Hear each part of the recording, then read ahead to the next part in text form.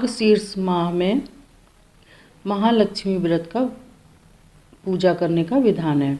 ये व्रत पूजा करने से माता महालक्ष्मी प्रसन्न होती हैं तथा सुख शांति एवं धन संपत्ति प्राप्त होती है।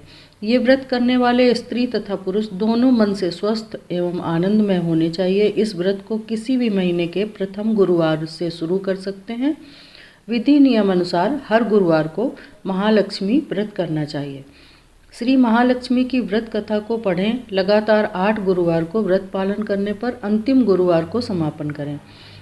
वैसे ये व्रत पूजा पूरे वर्ष भर भी कर सकते हैं।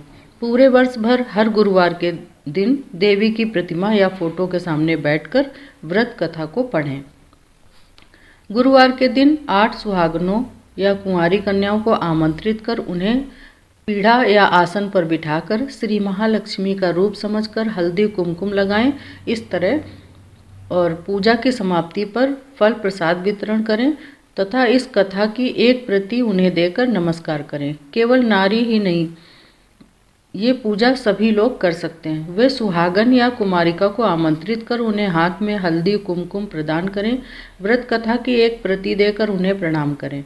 जिस दिन व्रत हो उपवास करें, दूध फलाहार लें, खाली पेट न रहें। रात को भोजन से पहले देवी को भोग लगाएं एवं परिवार के साथ भोजन करें। पद्म पुराण में ये व्रत गृहस्थ जनों के लिए बताया गया है। इस पूजा को पति पत्नी मिलकर भी कर सकते हैं। किसी दूसरी पूजा का उपवास गुरुवार को आए तो ये पूजा और भी अत्यधिक शुभ फलदायी होती है। जैसे कि अभी 2024 में जो 21 नवंबर को जो गुरुवार था उसमें महालक्ष्मी की पूजा की गई थी, तो पुष्य नक्षत्र योग भी था, गुरु पुष्य नक्षत्र योग। और इस दूसरे गुरुवार को 28 नवंबर को पड़ा, उसमें प्रदोष का व्रत भी है।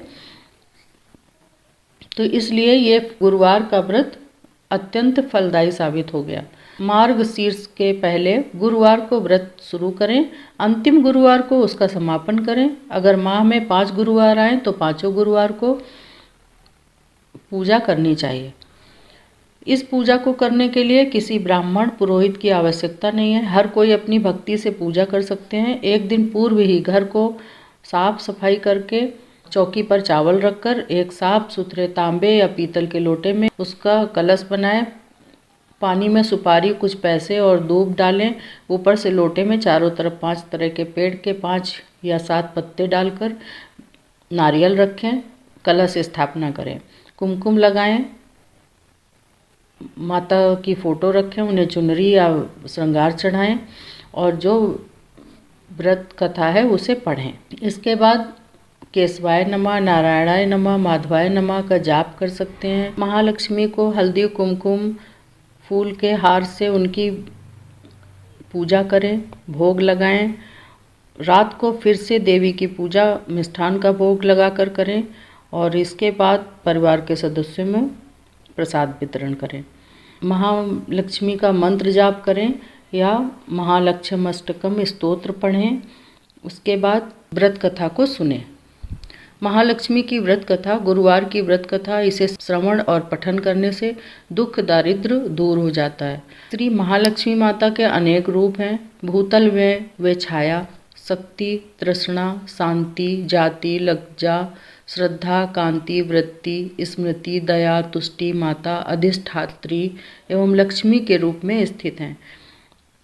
कैलाश पर्वत पर पार्वती, क्षीर सागर में सिंधु कन्या, स्वर्गलोक में महालक्ष्मी, भूलोक में लक्ष्मी, ब्रह्मलोक में सावित्री, ग्वालों में राधिका, वृंदावन में रासेश्वरी, चंदनवन में चंद्रा, चंपक वन में गिरजा, पद्मवन में पद्मा, कुंदन वन में कुंददंती, केतकी वन में सुशीला, कदम्ब वन में कदम्बमाला, राजप्रसाद में राजलक्ष्मी और घर घर में गृह लक्ष्मी, इन विभिन्न नामों से लक्ष्मी जी को पहचाना जाता है।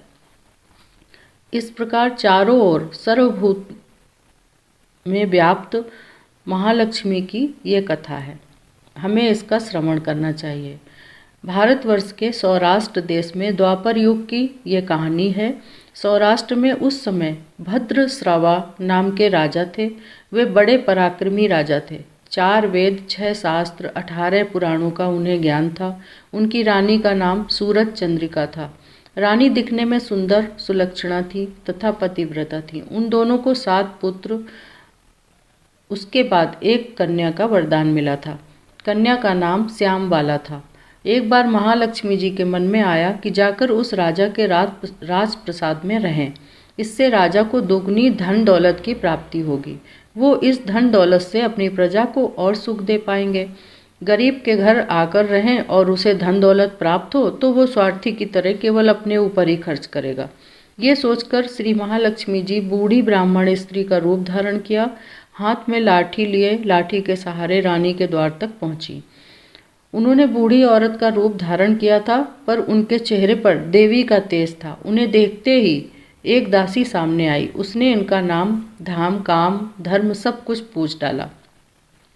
वृद्ध ब्राह्मण ने माता लक्ष्मी का रूप धारित करते हुए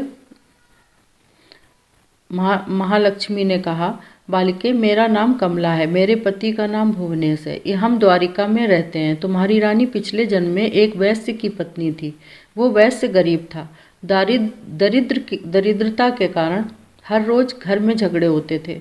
उसका पति रोज उसे मारता था। इन बातों से तंग आकर वो घर छोड़कर चली गई। वन जंगल में खाली पेट भटकने लगी। उसकी इस दुर्दशा पर मुझे दया आई। तब मैंने उसे सुख संपत्ति देने वाली श्री महालक्ष्मी की कथा सुनाई। मेरे कहने पर उसने महालक्ष्मी का व्रत किया। महालक्ष्मी प्रसन्न हुई और गरीबी दूर हुई। उसका घर संसार दौलत संतति संपत्ति से भर गया। बाद में पति पत्नी दोनों परलोक सिधार गए। लक्ष्मी व्रत करने के कारण वे लक्ष्मी लोक में रहे। उन्होंने जितने साल महालक्ष्मी का व्रत किया उतने हजारों साल उन्हें सुख भोग मिला।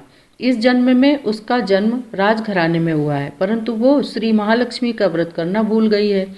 उसे ये याद दिलाने मैं यहाँ आई हूँ।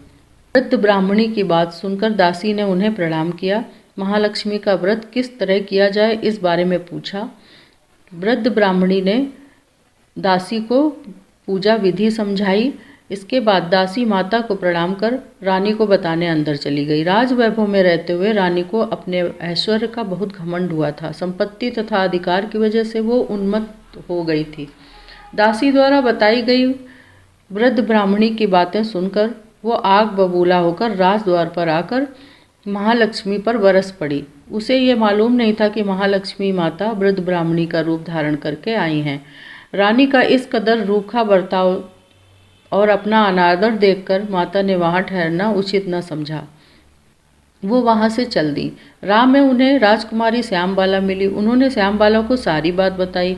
श्यामबाला ने अपने ओर से महालक्ष्मी माता से माफ़ी मांगी। माता को उस पर दया आ गई। श्यामबाला को श्री महालक्ष्मी व्रत के बारे में बताया। उस दिन मार्गशीर्ष माह का पहला गुरुवार था। श्यामबाला ने परम श्रद्धा से श्री महालक्ष्मी का व्रत रखा। फलस्वरूप राजा सिद्धेश्वर के सुपुत्र मालाधर से उसका विवाह हुआ।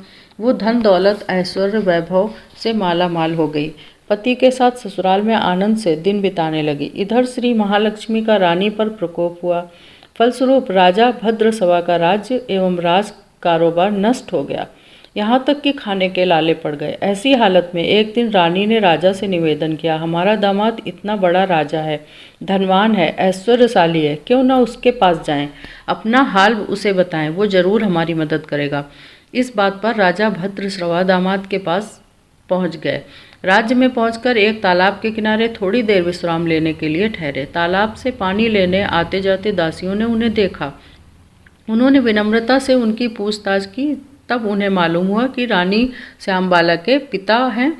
तो दौड़ते हुए जाकर उन्होंने रानी को सारी बात बताई। रानी ने दासी के साथ राज परिधान भेजकर उन्हें ठाठ से उनका स्वागत किया। जब वे लौटने लगे तो सोने की मोहरों से भरा घड़ा दिया।